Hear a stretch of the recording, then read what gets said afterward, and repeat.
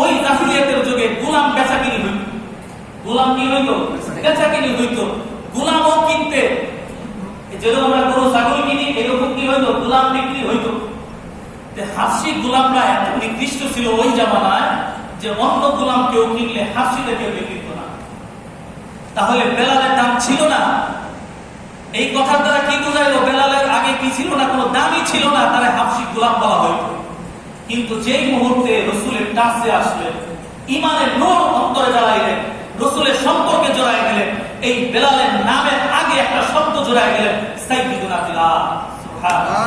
তাকে বলা হয় সর্দার, তাকে নেতা বলা হয়। এই বিলাল রাদিয়াল্লাহু তাআলা আনহুর ব্যাপারে আল্লাহর রাসূল বলেন, যখন রাসূল দুনিয়া থেকে চলে গেলেন, এই বেদনায় কষ্টে বিলাল রাদিয়াল্লাহু তাআলা মদিনা ছেড়ে অন্য জায়গায় চলে গেলেন। যে মদিনার মধ্যে আমার রাসূল নাই, যে আমি আযান আমার রাসূল শুনবে না, ওই মদিনায় থাকতো না। এটা বিরহ ছিল, কষ্ট ছিল। কিন্তু আল্লাহর রাসূল শব্দের মাধ্যমে বেলালের কাছে আসলেন। বেলাল রাদিয়াল্লাহু তাআলা আনহু বললেন, হ্যাঁ বেলাল, তোমার কি কষ্ট লাগে না? আমার মদিনা থেকে, আমার রওজা শরীফ থেকে তুমি অন্য জায়গায় চলে আসছো, তোমার সাথে কি আমার ভালোবাসা শেষ হয়ে গেল? যখন এই অবস্থা স্বপ্নের মধ্যে হইল, বেলাল রাদিয়াল্লাহু তাআলা জাগ্রত হওয়ার পরে এক মুহূর্তের জন্য দেরি করে নাই, সঙ্গে সঙ্গে মদিনার মধ্যে এসে উপস্থিত হয়ে গেছে। সকলেই তাকে বলছে আযান দেওয়ার জন্য, ভাই বেলাল তুমি আযান দাও, তোমার আযানের অপেক্ষা এখনো আমরা আছি। আযান দেয় না। হাসান আর হুসাইন রাদিয়াল্লাহু তাআলা আনহুমা তারা যখন বললেন, চাচা আপনি আযান দেন, আযান দিতে হবে আপনাকে, রাসূলের নাতি দয়ালা তখন বেলালকে কি করলেন? আবার আবেদন জানাইলেন। এই আবেদন আর ফিরাইতে পারলো না। যখন মসজিদে নববীতে আবার বেলাল রাদিয়াল্লাহু তাআলা আযান দিলেন, সকল মানুষের মধ্যে দেখা গেল এই আযান যার কানে পড়ছে তাদের মনে হয়তো আবার নতুন করে জীবন সঞ্চার হয়েছে। সকলেই বলল, আমাদের সর্দার আমাদের কাছে এসে পড়েছে। সুবহানাল্লাহ। আমাদের সর্দার আমাদের কাছে আসছে। এই বেলালের দাম কত? এই বেলালের দাম কত? এটা রাসূলুল্লাহ সাল্লাল্লাহু আলাইহি ওয়াসাল্লাম বলেন, আমি যখন মেরাজের রাত্রিতে জান্নাত ভ্রমণ করেছি, আমি ওইখানে পায়ের আওয়াজের শব্দ পেয়েছি। আমি ভাই জিবরাইলকে জিজ্ঞাসা করলাম, এই আমি জান্নাতে একা হাঁটার আওয়াজ না আসে? আল্লাহ রাসূলকে জিবরিল আলাইহিস সালাম কি করলেন? জানাই দিলেন, এটা জান্নাতের কোনো আওয়াজ না, এই আওয়াজ হলো আপনার এক সাহাবী আছে যার নাম বেলাল, সে দুনিয়ায় হাঁটতেছে, ওই হাঁটার আওয়াজ আপনি জান্নাতে শুনতেছেন। তাহলে দামি কেন হয়েছে? রাসূলের টাচের কারণে হয়েছে। রাসূলের টাচ যে যত বেশি নিজের জীবনে আঁকড়ে ধরেছে, তার দাম আল্লাহ তাআলা তত বেশি বাড়ায় দিয়েছে। তাহলে এই টাচ যদি আমার আর আপনার মধ্যে লাগে, আমি আর আপনি যদি সেই টাচের সাথে মিলতে পারি, এক প্রেসক্রিপশন আল্লাহ রাসূল আমাদের সামনে দিয়ে রাখছেন। আল্লাহ তাআলা বলেছেন, লাকাদ কানা লাকুম ফি রাসূলিল্লাহি উসওয়াতুন হাসানাহ। আমি তোমাদের সামনে এমন একটা প্রেসক্রিপশন দিয়ে গেছি, দুনিয়াতে আর কেউ এরকম প্রেসক্রিপশন দিতে পারবে না। এই প্রেসক্রিপশন যে ফলো করবে সেই সর্বোচ্চ দামি হয়ে যাবে। তাহলে আমাদের জন্য আল্লাহ রাসূল কি রাখছেন? সুযোগ রাখছেন। যারা রাসূলের জামানায় সাহাবা হওয়ার সুযোগ পেয়েছেন, তারা তো নিজেদেরকে দামি মানাই নিয়েছেন, তারা জান্নাতের সার্টিফিকেট নিয়ে দুনিয়া থেকে চলে গেছেন। কিন্তু আমি আর আপনি সেই সুযোগ পাই নাই। আমি আর আপনি সেই রাসূলের জামানায় হতে পারি নাই। আমরা অনেক পরে আসছি, কিন্তু মনে চায় না রাসূলের সাথে জান্নাতে থাকতে? চাই কিনা বলেন তো? রাসূলের সাথে জান্নাতে থাকার যদি ইচ্ছা আমার থাকে, তাহলে আল্লাহ রাসূল বলে, তোমার একটা কাজ করো, তুমি ইত্তিবায়ে রাসূল করো, ইত্তিবায়ে সুন্নাত করো, রাসূলের পদাঙ্ক তুমি অনুসরণ করো, রাসূল যা বলেছেন সেটাই তুমি করো, তাহলে তুমি রাসূলের সাথে জান্নাতে একসাথে থাকতে পারবে। সুবহানাল্লাহ। তাহলে রাসূলের সাথে থাকার জন্য ফর্মুলা কি? রাসূলকে অনুসরণ করা, ইত্তিবায়ে সুন্নাত করা। আল্লাহ রাসূল বলেন, মান আহাব্বা সুন্নতি ওয়া মান আহাব্বানি ফাকাদ কানা মাই ফিল জান্নাহ। যে ব্যক্তি আমার সুন্নতকে আঁকড়ায় ধরলো, সুন্নতকে ভালোবাসলো, সে যদি কেমন আমাকে ভালোবাসলো, আর আমাকে যে ভালোবাসে ওই ব্যক্তি আমার সাথে জান্নাতে থাকবে। সুবহানাল্লাহ। তাহলে আপনারা রাজি আছেন কিনা বলেন তো? এই ফিকির নিয়ে, এই ফিকির একটি দল। দুনিয়াতে অনেক ধরনের কাজ হচ্ছে, ইসলামের জয় জয় গান হচ্ছে, কিন্তু আমাদের মধ্যে অনেক ধরনের ফাটল সৃষ্টি হচ্ছে। এই ফাটলের একটা উপায় আমরা যদি দেখি, সেটা হলো আমরা ইসলাম থেকে বের হয়েছি, মানে রাসূলের সুন্নাহ থেকে দূরে সরছি, আর আমাদের মধ্যে আল্লাহ তাআলা আসমান কর্তৃক বিভিন্ন ধরনের ফিতনা ফাসাদ আমাদের সাথে লিপ্ত হয়ে গেছে। এই জন্য ওই সমস্ত সমস্যা থেকে বাঁচতে হলে এক আদর্শের উপর আমাদের অনুসরণ করতে হবে, সে আদর্শের নাম কি? ইত্তেবাই সুন্নাত। যদি এই আদর্শের উপর উঠতে পারি, আমাদের এখনো কল্যাণ, আখিরাতেও কল্যাণ হবে। আল্লাহ রাসূল সাল্লাল্লাহু আলাইহি ওয়াসাল্লামের এই সুন্নাতগুলো মানুষের দিলে কিভাবে পৌঁছায়, মানুষ কিভাবে সহিভাবে সহজভাবে উপস্থাপন করতে পারে, আমল করতে পারে, এইরকম এক ফিকির আমাদের দারুল দেওবন্দের উত্তর নক্ষত্র কুতুবুল আলম শাহ আব্দুল হক আজমি রাহমাতুল্লাহি আলাইহি, যিনি দারুল দেওবন্দের 56 বছরের বুখারী শরীফের দর্শ দিয়েছেন। সুবহানাল্লাহ।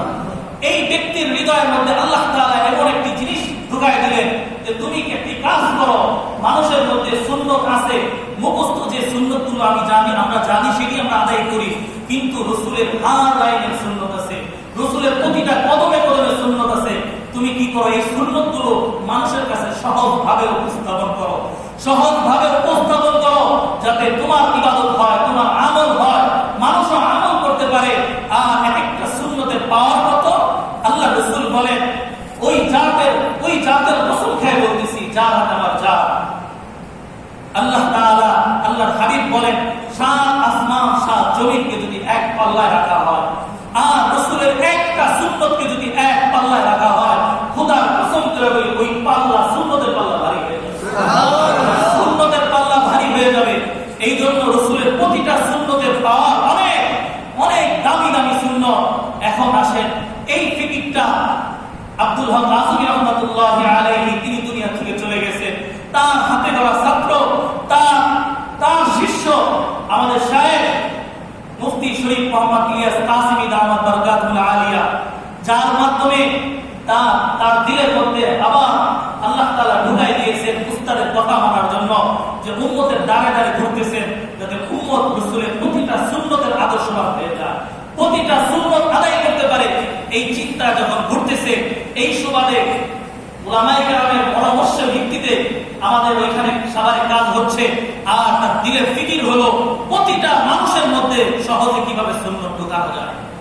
এই ফিকিরটা হলো আপনাদের সামনে আসা। এখন সুন্নত বলতে কি এটা বুঝি আমরা। সুন্নত বলতে তো বুঝছি, কোন কোন সুন্নত আমরা মানি। টুপি পরার সুন্নত এটা আমরা সকলেই জানি, এটা তো মানি আমরা।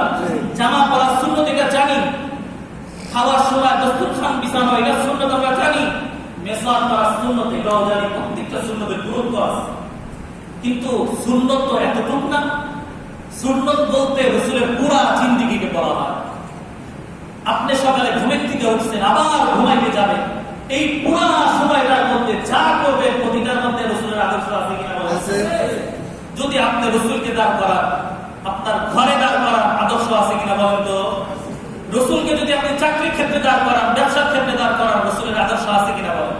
হ্যাঁ, রাসূলকে যদি বানান যে কথা কিভাবে বলতে হয়, এই আদর্শ যদি রাসূলের কাছ থেকে বুঝেন, রাসূলের আদর্শ আছে কিনা বলেন তো? তাহলে প্রতিটা ক্ষেত্রে রাসূলের আদর্শ আছে, প্রতিটা বলা রাসূলের আদর্শ আছে। এখন আদর্শ বলতে কোন কোন আমলগুলো, যে সুন্নাতগুলো আমাদের কাছে মিটে গেছে, আমরা জানি না, জানলেও আমল নাই, ওই সুন্নাতগুলো আমাকে আদায় করতে হবে ইনশাআল্লাহ। এইরকম সুন্নতের মধ্যে মনে করেন, দেখেন কথা মিলে কিনা, আমরা যখন রাত্রে ঘুমাইতে যাই, রাত্রে ঘুমাইতে গেলে বাতি বন্ধ করি কিনা বলেন তো? এটা আমাদের আদতটা, অভ্যাস। কেউ কি লাইট জ্বালায় ঘুমায় না? কেউ আমরা লাইট জ্বালায় ঘুমাই না, কিন্তু প্রতিদিন সুইচ অন করতেছি, জ্বালাইতেছি, কিন্তু এইখানে যে একটা ইবাদত মিস হচ্ছে, এটা আমরা টেরও পাই না। কারণ শুধু না জানার কারণে। আল্লাহ রাসূলের সুন্নাহ হলো, আল্লাহ রাসূল আদেশ করেছেন, তোমরা যখন রাতে ঘুমাইতে যাও, তোমরা বাতিকে নিভায় দাও। আগে শুধু কুপি ছিল, কুপি কি করো? নিভায় ঘুমাও, বন্ধ করে ঘুমাও। এখন আমাদের কাছে কুপি নাই, হারিকেন নাই, কিন্তু আমাদের কাছে সুইচ আছে, লাইটের সুইচ কি আছে আমাদের কাছে আছে। ঠিক আপনি যদি সুইচ বন্ধ করার সময় এই চিন্তা করেন, আল্লাহ রাসূল কুপি বন্ধ করতে বলছেন, এখন আমাদের কাছে লাইট আছে, আমি লাইট বন্ধ করার জন্য সুইচের দরকার। রাসূলের আদর্শ মেনে, রাসূলের এই কথা মেনে আমি সুইচকে বন্ধ করলাম। খোদার কসম করে বলি, এই সুইচ বন্ধ করা আপনাদের জান্নাতের কারণ হয়ে যাবে। এটা রাসূলের আদর্শ, রাসূলের সুন্নাহ। যদি এইভাবে সুইচ আমি যদি প্রতিদিন বন্ধ করি, বলেন তো কত সুন্নতের উপর আমার আমল হয়ে গেল। তাহলে এই যে একটা সহজ সুন্নত, এই কাজটা আমরা করি কিনা বলেন? তাহলে আজকে থেকে যদি এই কাজটা করি, তাহলে সুন্নত আদায় হবে কিনা বলেন তো? বলেন তো দেখি, আমরা যারা রাত্রে ঘুমাইতে যাই, এমন কেউ আছে বিছনা ঝাড়ু না দিয়ে ঘুমাই? কারণ শোয়ার একটা আদব হলো কি, তোমার শোয়ার আগে তোমার বিছনাকে কি করো, পরিষ্কার পরিচ্ছন্ন করো, একটু ঝাড়া দাও। কারণ সায়েন্সের কথা হলো এখানে অনেক পোকামাকড় থাকতে পারে। তুমি এখানে বিছনায় শুয়ে পড়েছো, এই শোয়ার কারণে পোকামাকড়ের যদি ধ্বংসন তোমার শরীরে লাগে, তুমি অসুস্থ হবা, রোগী হবা, তোমার মৃত্যুর কারণ হতে পারে। এই জন্য আল্লাহ রাসূল একজন ডাক্তার ছিলেন, আধ্যাত্মিক ডাক্তার ছিলেন, উম্মতের ডাক্তার ছিলেন। আল্লাহ রাসূল বলছে শোয়ার আগে বিছনাকে ঝাড়ু দাও। আমার মা বোন, আমরা নিজেরাও বিছনাকে ঝাড়ু দিই, দেই কিনা বলেন তো? যদি এতটুকু চিন্তা নিয়ে আমার রাসূল আমাকে ঝাড়ু দেওয়ার কথা বলেছে, আজকের থেকে ঝাড়ু দেওয়ার সময় এতটুকু ফিকির আমি দিব যে আমি বিছনা ঝাড়ু দিতেছি রাসূলের কথা মেনে, তাহলে রাসূলের এই কথা মানার কারণে আমার এই ঝাড়ুটা ইবাদত হয়ে গেল। কথা মানার কারণে কি হইল? ঝাড়ুটা ইবাদত হইল। আর এই ঝাড়ু যদি আল্লাহর জন্য হয়ে থাকে, এই ইবাদত যদি আল্লাহর জন্য হয়ে থাকে, আল্লাহ তাআলা এই ইবাদতের কারণে, এই সুন্নাহর কারণে রাসূলের সাথে একসাথে আমাকে মোলাকাত করায়। কথা বলার সুন্নতে তো কথা যে আমরা বলি, কথা তো সকলেই বলি, কথা বলার মধ্যে তো কোনো ব্যস্তও নাই, বড় ছোট সকলের সাথে বলি। দেখেন এখানে রাসূলের আদর্শ কি, আল্লাহ রাসূল যখন কথা বলতেন মুস্কি হাসিরা কথা বলতেন। কোরআনের মধ্যে আছে মুমিন কি বলবে, কথা বলবে, মুস্কি হাসিরা বলবে, এটা তার জন্য সত্তা হয়ে যাবে। এটা কি হয়ে যাবে? সত্তা হয়ে যাবে। কিন্তু আপনার মুমিনরা কথাও বলতে জানে না। আল্লাহ রাসূলের সুন্নাহ কি? আল্লাহ রাসূল যখন কথা বলতেন মুস্কি হাসিরা কথা বলতেন, যার দিকে তাকায় কথা বলতেন, একবারে মুখামুখি হয়ে কথা বলতেন। যদি আমি আর আপনার দিলের মধ্যে এতটুকু চিন্তা আসে, আমার রাসূল তো মুস্কি হাসিরা কথা বলেছেন, আমি রাসূলকে ফলো করে এইভাবে কথা বলবো, আপনার কথা বলাও হয়ে যাবে, আপনার ইবাদত অর্জন হয়ে যাবে। এইরকম আমরা তো জামা পরি, আমরা কি করি? জামা পরি কিনা বলেন তো? সকলেই করি। জামা পরার সময় এতটুকু চিন্তা করি, আমি আমার সতর থাকার জন্য আমি কি করলাম? জামা পরছি, লুঙ্গি ব্যবহার করেছি, পায়জামা পরিধান করেছি। একটা হইল ফরজ বিধান, আমাকে সতর থাকার জন্য বলা হয়েছে, আমি সতর থাকলাম। আর রাসূলের চিন্তা করি, রাসূল তো জামা পরার সময় ডান হাতকে আগে ঢুকাইছে। আগে কোন হাতকে ঢুকাইছে? ডান হাতকে। আমিও ডান হাতকে ঢুকাইলাম। হতে পারে আমরা যারা আছি অনেকে ডান হাতকে আগে ঢুকাই, কিন্তু এটা যে রাসূলের সুন্নাত, এটা অনেক চিন্তা আসে না। কেন? না জানার কারণে, আলোচনা না থাকার কারণে। আজকে থেকে যদি এই চিন্তা করি রাসূল তো ডান হাতকে আগে ঢুকাইছে, আমি এর জন্য ডান হাতকে আগে দিব, বলেন তো এটা সুন্নাত আদায় হবে কিনা? বলেন হবে। আর এই সুন্নাতটা যদি আল্লাহ কবুল করে জান্নাতের কারণ হবে কিনা? হবে। তাহলে এইভাবে অনেক সুন্নাহ আছে। সুন্নাতকে কি করা? অভ্যাসে পরিণত করা, অভ্যাসে ঢোকানো। আমি মসজিদে ঢুকতেছি ডান পা দিয়ে, এটা যাতে শুধু বলার কারণে না হয়, এটা আমার অভ্যাসের কারণ হয়ে যায়। আমি মনে করেন বেখেয়ালে আছি, আমি বেখেয়ালে আছি, আমি মসজিদে ঢুকতেছি, যাতে ওই বেখেয়ালের মধ্যে বাম পা আগে চলে না আসে, আমার কোন পা আগে আসবে? ডান পা। এটা শুধু জানা না, এটা অভ্যাসে পরিণত করা। বাথরুমে ঢুকতে বাম পাকে আগে দিতে হবে, ডান পাকে কোন পাকে আগে দিবে? বাম পাকে আগে দিবে। আমার অভ্যাসে যাতে পরিণত হয়, কোন সময় যদি ডান পা আগে না যায়, এইভাবে যদি আমি সুন্নতকে অভ্যাসে আনতে পারি, আমার ভিতরে ঢুকাইতে পারি, তাহলে রাসূলের সাথে আমার কি হয়ে যাবে? তাআল্লুক হয়ে যাবে। বলেন তো যে রাসূলুল্লাহ